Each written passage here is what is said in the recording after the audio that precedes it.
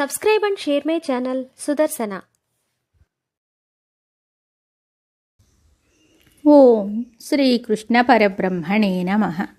శ్రీ గురుభ్యో నమః. శ్రీమద్భగవద్గీత 17వ అధ్యాయము శ్రద్ధాత్రయ విభాగ యోగము 22వ శ్లోకము.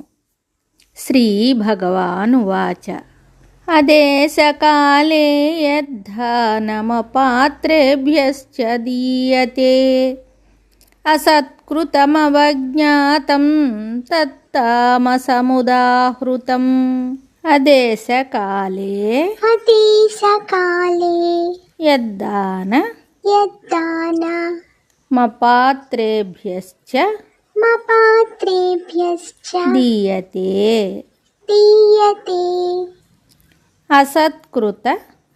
అసత్కృత మవజ్ఞాతం తత్తామస ముదాహృతం.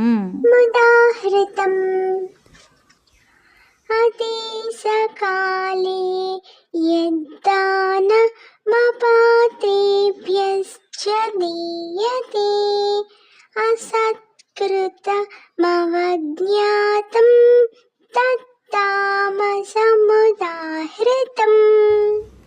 ఈ శ్లోకమునకు భావము భగవానుడు చెప్తున్నాడు.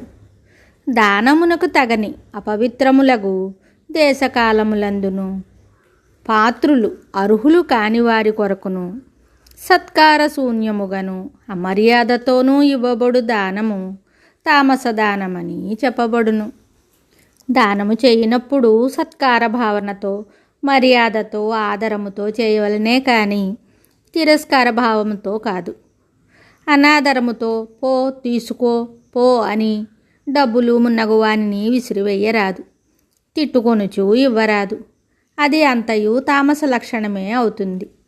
అట్టి తామసదానము వలన దాని ఫలితము ఎంతో తగ్గిపోతుంది, లేక అసలు లేకుండా కూడా పోవచ్చును.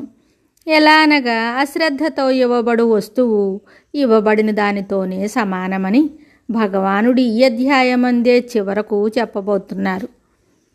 కాబట్టి ఇట్టి దానమును ఎవరునూ చేయరాదు, సాత్విక దానమునే ఆచరించవలెను. మరి ఒక శ్లోకంతో మళ్ళీ కలుద్దాం. శుభం.